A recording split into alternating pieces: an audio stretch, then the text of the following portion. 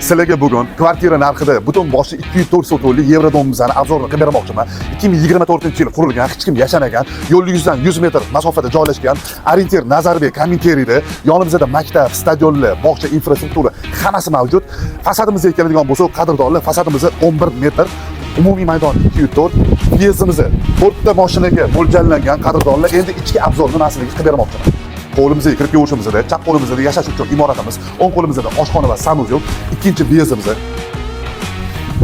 O'rtoqlar kirib kelishimizda birinchi xonamiz yotoqxona, registrlar qo'yilgan, отопление. To'polda faqat sanuzelda, bu xonamiz hol.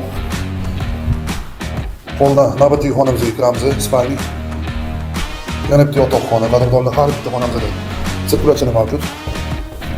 Sanuzel. Xonamiz yotoqxona. O'zini sanuzada dushovoy formatda qilingan qadrdonlar. Endi bo'lsa so'kinli etajimizning obzori qadrdonlar juda ham katta qilingan. Birinchi xonamiz, ikkinchi xona, uchinchi xona va ichkarida yana bitta xona. Vaqtimiz kam bo'lgani uchun qisqa lo'nda qilyapti qadrdonlar. Yana bitta qo'shimcha xona.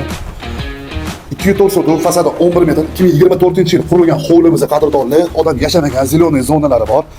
Letniy kuxnyalarga joy qoldirilgan qadrdonlar, yo'l yuzidan 100 metr Kominteri Nazarbekda joylashgan. Narxi kelgan bo'lsa 85 ming, shoshib qolinglar. Sog' bo'linglar.